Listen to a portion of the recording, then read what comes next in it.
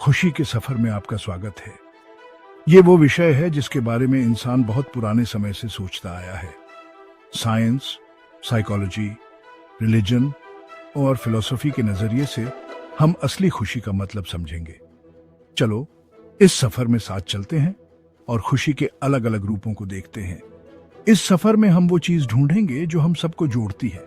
खुशी की तलाश कोई नई बात नहीं है। बरसों से ये फिलॉसफी और रिलीजन में बताई जाती रही है। बुद्ध की टीचिंग से लेकर एरिस्टोटल के फिलॉसफी तक खुशी की तलाश एक इम्पोर्टेंट टॉपिक रहा है। आजकल हम मेडिटेशन, थेरेपी और समाज में रहकर खुशी ढूंढते हैं। जैसे पुराने जमाने के वाइज लोग अपने मन की शांति ढूंढते थे। दूसरों की मदद करके समाज का हिस्सा बनकर हमें खुशी मिलती है। जैसे कहते हैं ना, खुशी ढूंढी नहीं जाती, बनाई जाती है। या फिर बांटने से खुशियां बढ़ती है।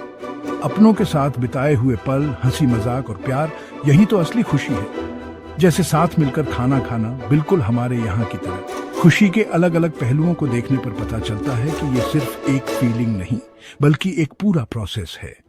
ये एक पर्सनल एक्सपीरियंस है और साथ ही एक ऐसा सफर है जिससे हर कोई रिलेट कर सकता है। तो चलिए शुरू करते हैं खुशी के असली मतलब की तलाश का ये सफर साथ मिलकर। सदियों से खुशी का अध्ययन दार्शनिकों और धर्मशास्त्रियों का विशेषाधिकार रहा है, लेकिन पिछले कुछ दशकों में विज्ञान ने इस क्षेत्र में प्रवेश किया है। इस मायावी अवस्था के जैविक आधार को समझने का प्रयास कर रहा है। मानव मस्तिष्क के जटिल नेटवर्क में गहराई से रसायनों की एक सिम्फनी हमारे खुशी के अनुभव में महत्वपूर्ण भूमिका निभाती है।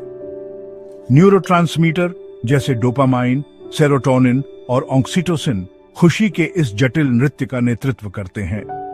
डोपामाइन, जिसे अक्सर आनंद हार्मोन कहा जाता है, हमारे मस्तिष्क में भर जाता है। जब हम आनंद का अनुभव करते हैं, हमें सुखद अनुभवों की तलाश करने के लिए प्रेरित करता है। सेरोटोनिन मूड, नींद और भूख को नियंत्रित करने में महत्वपूर्ण भूमिका निभाता है, संतुष्टि और कल्याण की भावना को बढ़ावा देता है। ऑक्सीटोसिन, जिसे गले लगाने वाला हार्मोन कहा जाता है, सामाजिक संपर्क के दौरान निकलता है, विश्वास, प्यार और पारस्परिक संबंधों को मजबूत करता है। हालांकि खुशी केवल इन रासायनिक मध्यस्थों द्वारा उत्पन्न क्षणिक भावनाएं नहीं है। इसमें दो आयाम शामिल हैं, हेडोनिस्टिक और यूडेमोनिक। हेडोनिस्टिक खुशी आतिशबाजी की तरह क्षणिक होती है लेकिन तीव्र होती है। यूडेमोनिक खुशी कल्याण का एक गहरा, अधिक स्थायी रूप है, मानसिक शांति की तरह। यह एक अच्छे से बिताए गए जीवन से मिलने वाली शांत संतुष्टि है। विकासवादी मनोविज्ञान खुशी पर एक और दृष्टिकोण प्रदान करता है। इस दृष्टिकोण से खुशी एक शक्तिशाली प्रेरक है जो हमें जीवित रहने और प्रजनन को बढ़ावा देने वाले कार्यों के लिए प्रेरित करती है। ठीक उसी तरह जैसे हमारे पूर्वजों ने सहयोग और समुदाय के माध्यम से जीवित रहने के लिए किया था। खुशी के जैविक आधार को समझने से हमें हमारे जीवन में इसकी शक्ति और महत्व की बेहतर सराहना करने की अनुमति मिलती है। खुशी पर वैज्ञानिक अनुसंधान न केवल मस्तिष्क में जटिल रासायनिक अंतःक्रियाओं को उजागर करता है, बल्कि हमारे कल्याण के लिए जीवन शैली के महत्व पर भी जोर देता है। नियमित व्यायाम, संतुलित आहार और मजबूत सामाजिक संबंध खुशी के स्तर को बढ़ाने में कारगर साबित होते हैं। ठीक वैसे ही जैसे भारतीय संस्कृति में, जहां हम साथ साथ समुदाय और परस्पर मदद की भावना को महत्व देते हैं, रचनात्मक गतिविधियों में संलग्न होना और जीवन में अर्थ खोजना समग्र खुशी की भावना में भी महत्वपूर्ण योगदान देता है। अंततः खुशी पर वैज्ञानिक दृष्टिकोण हमें अधिक पूर्ण और आनंदमय जीवन जीने के लिए बहुमूल्य सुराग प्रदान करता है। मनोविज्ञान, जो हमारे दिमाग और व्यवहार की विद्या है, खुशी के बारे में कई तरह की बातें बताता है। दिमाग के रसायनों, न्यूरोट्रांसमीटर्स की जांच से अलग मनोविज्ञान खुशी के एहसास पर ध्यान देता है। मनोविज्ञान में एक जरूरी चीज है व्यक्तिगत खुशहाली, सब्जेक्टिव वेलबीइंग। ये इस बात का पैमाना है कि लोग अपनी जिंदगी को कैसे देखते और समझते हैं। इसमें जिंदगी से संतुष्टि और अच्छी और बुरी भावनाओं का तालमेल शामिल है।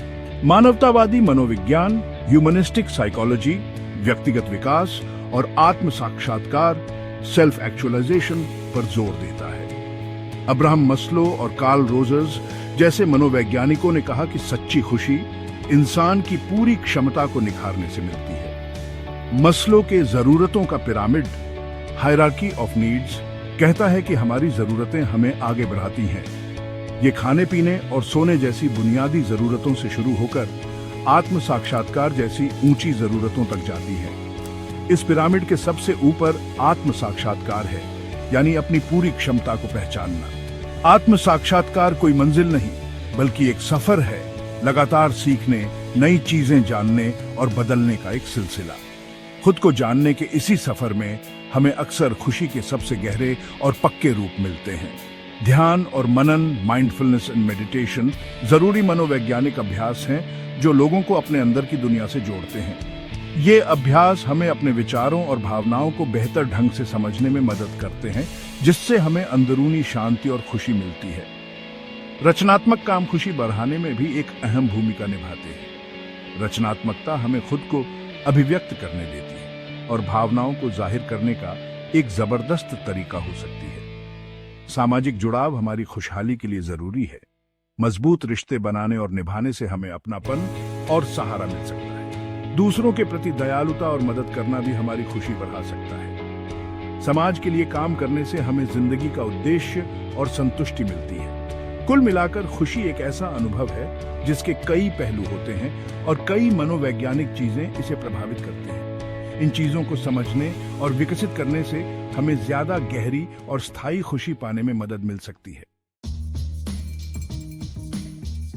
ज्ञान की राह। दुनिया के धर्मों में खुशी सदियों से धर्म अरबों लोगों के लिए जीवन की उलझनों में एक मार्गदर्शक रहा है, मुश्किल समय में सांत्वना प्रदान करता रहा है। कई धार्मिक परंपराओं में खुशी की खोज एक केंद्रीय तत्व है, लेकिन इसे समझने और इसे प्राप्त करने का तरीका बहुत अलग है। ईसाई धर्म में खुशी अक्सर धन्य है से जुड़ी होती है, आध्यात्मिक आनंद और परिपूर्णता की स्थिति जो ईश्वर के साथ संबंध के माध्यम से प्राप्त होती है। बौद्ध धर्म ध्यान और भौतिक मोह से मुक्ति पर केंद्रित एक अलग दृष्टिकोण प्रदान करता है। बौद्ध धर्म में खुशी का अर्थ है ध्यान और जागरूकता जैसे अभ्यासों के माध्यम से आंतरिक शांति का विकास करना। इस्लाम सिखाता है कि सच्ची खुशी अल्लाह की इच्छा के प्रति समर्पण में है। कुरान की शिक्षाओं के अनुसार जीने से लोग आध्यात्मिक ज्ञान प्राप्त करते हैं और आनंद प्राप्त करते हैं। हिंदू धर्म खुशी को नैतिक जीवन, कर्तव्यों की पूर्ति और आध्यात्मिक विकास की खोज के परिणाम के रूप में देखता है। यहूदी धर्म ईश्वर की आज्ञाओं, अच्छे कर्मों और तिक्कुन ओलम, दुनिया को सुधारना के अनुरूप एक सार्थक जीवन में खुशी पाता है। ये परंपराएं हमें याद दिलाती हैं कि सच्ची खुशी अपनी इच्छाओं की पूर्ति में नहीं, बल्कि खुद से बड़ी किसी चीज से जुड़ने में है। कई धर्मों में खुशी सामुदायिक अनुभवों से जुड़ी होती है। त्योहार, रस्में और सामूहिक प्रार्थना लोगों को एक साथ लाती है, जिससे अपनेपन और सामूहिक आनंद की भावना पैदा होती है। जैसे हम बौद्ध लालटेन उत्सव या चुसियोक मनाते हैं। एक साथ भोजन करना, उत्सव मनाना और सामुदायिक जीवन में भाग लेना संबंधों को मजबूत करने और खुशी को गहरा करने के तरीके के रूप में देखा जाता है। स्वयं सेवा और दान पर भी जोर दिया जाता है, क्योंकि माना जाता है कि दूसरों की मदद करने से खुशी और संतुष्टि मिलती है। विभिन्न धर्मों में ध्यान और क्लीन कॉन्शियस का अभ्यास अक्सर आंतरिक शांति और खुशी के मार्ग के रूप में जोर दिया जाता है। चाहे प्रार्थना हो, ध्यान हो या क्लीन कॉन्शियस, ये अभ्यास लोगों को अपने भीतर के स्व से जुड़ने और शांति पाने में मदद करते हैं। अंततः दुनिया के धर्मों में खुशी व्यक्तिगत उपलब्धि और सामान्य भलाई के लिए काम करने के बीच संतुलन खोजने के बारे में है। अंतरधार्मिक संवाद और संयुक्त परियोजनाएं खुशी की खोज में एकजुटता और सामूहिक खुशी के महत्व पर जोर देती है। खुशी के ये विविध रास्ते, हालांकि अलग अलग प्रथाओं और मान्यताओं में, हमें याद दिलाते हैं कि अंतिम लक्ष्य एक पूर्ण और सुखी जीवन की खोज एक सामान्य उद्देश्य है जो हम सभी को एकजुट करता है। जीने लायक जिंदगी, खुशी पर दार्शनिक विचार। फलसफा बहुत पहले से ही खुशी के असली मतलब को समझने की कोशिश कर रहा है। अरस्तु मानते थे कि खुशी इंसान की जिंदगी का आखिरी मकसद है। वो इसे यूडेमोनिया कहते थे, मतलब इंसान का पूरा खिलना। अरस्तु के लिए यूडेमोनिया का मतलब था नेक जिंदगी जीना और एक समझदार और सामाजिक प्राणी के रूप में अपनी पूरी क्षमता को इस्तेमाल करना। जैसे कोरियाई फलसफे में होंगिक इंगान का विचार। वो मानते थे कि बहादुरी, न्याय, बुद्धिमानी, संयम और दान जैसे गुण यूडेमोनिया के लिए जरूरी हैं। हम इन गुणों को अभ्यास और आदतों से विकसित करते हैं। इनके लिए लगातार खुद को बेहतर बनाने की जरूरत होती है। गुणों की तलाश एक बीच का रास्ता ढूंढने जैसा है, सही संतुलन, जैसे कोरियाई संस्कृति में यिन और यांग के तालमेल का विचार। अरस्तु के हिसाब से सच्ची खुशी पैसों में नहीं, बल्कि नेक जिंदगी की अंदरूनी हालत में है। स्टोइक फलसफा उन चीजों को स्वीकार करने पर जोर देता है जिन्हें हम कंट्रोल नहीं कर सकते, और अपने खुद के विचारों और कामों पर ध्यान केंद्रित करने पर। एपिक्यूरियन फलसफा संयम, शांत जीवन और दर्द और चिंता से मुक्त अवस्था में सच्चे आनंद की तलाश को बढ़ावा देता है। ये कुछ हद तक ताओवाद जैसा है, जो इच्छाओं को त्यागने और प्रकृति के साथ तालमेल में रहने पर जोर देता है। अपनी इच्छाओं को कम करके और जिंदगी की छोटी छोटी खुशियों की कद्र करके हम स्थायी खुशी पा सकते हैं। फलसफा हमें अपने असम्पशंस पर क्रिटिकली सोचने और एक मीनिंगफुल लाइफ क्या होती है, इस बारे में अपने विचारों को ब्रॉडन करने के लिए प्रेरित करता है। अलग अलग फिलोसॉफिकल व्यू पॉइंट्स को जानने से हमें खुशी को और अच्छे से समझने में मदद मिलती है।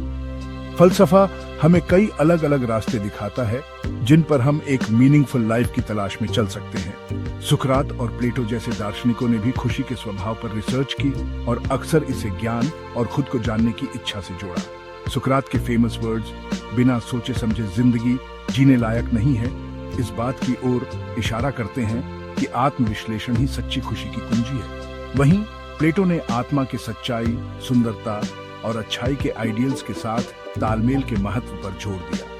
उनका मानना था कि खुशी आत्मा के तालमेल और ऊंचे आइडियल्स की ओर बढ़ने से मिल सकती है। आज के दार्शनिक इन पुराने विचारों पर रिसर्च करते रहते हैं और उन्हें मनोविज्ञान और वेलबीइंग की आज की समझ के साथ जोड़ते हैं। उनका कहना है कि खुशी अंदरूनी स्थिति और बाहरी माहौल के बीच एक कॉम्प्लेक्स इंटरैक्शन है, जिसके लिए दोनों के बीच बैलेंस चाहिए। आखिर में खुशी पर दार्शनिक विचार हमें याद दिलाते हैं कि एक मीनिंगफुल लाइफ का रास्ता हर किसी के लिए अलग और विविध होता है। ये एक ऐसा रास्ता है जिस पर हमें अपने वैल्यूज, एक्सपीरियंसेस और एस्पिरेशंस के हिसाब से चलना चाहिए। खुशी की तलाश। खुशी एक कॉम्प्लेक्स और मल्टीफेस्टेड चीज है जिसमें इमोशंस, फिलॉसफी, बायोलॉजी और स्पिरिचुअलिटी सब कुछ इन्वॉल्व्ड है। हर पर्सपेक्टिव खुशी के मीनिंग पर एक वैल्यूएबल नजरिया देती है। खुशी की खोज सेल्फ डिस्कवरी, ग्रोथ और कनेक्शंस बनाने का एक सफर है। थोड़ा सबका भला हो, होंगिक इंगान जैसा ही कॉन्सेप्ट है ना। आइसिस इंसाइटफुल जर्नी में मेरे साथ रहने के लिए शुक्रिया।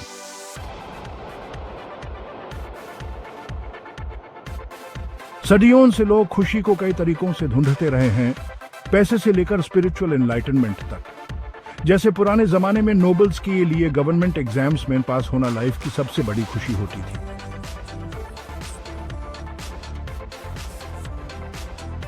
फिलोसोफर्स इसके नेचर पे डिबेट करते रहे हैं, साइंटिस्ट्स इसके इफेक्ट्स पे रिसर्च करते रहे हैं और रिलीजन्स इसके वर्च्यूज का प्रचार करते रहे हैं।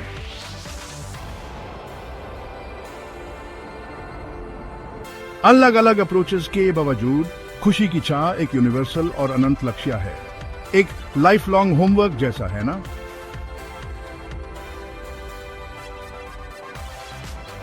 इस सफर के लिए सेल्फ रिफ्लेक्शन एफर्ट्स और दूसरों के इस साथ कनेक्शंस बनाने की इच्छा जरूरी है। Sharing is caring basically.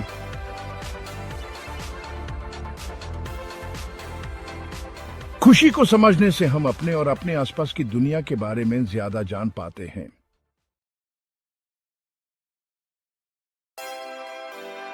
ISS insightful journey में मेरे साथ रहने के लिए शुक्रिया। आशा करता हूं कि आपकी खुशी की खोज सेटिस्फाइंग और फ्रूटफुल रहे। देखने के लिए धन्यवाद। चैनल को सब्सक्राइब करें। शांति, प्रेम और खुशी आप सबके साथ रहे।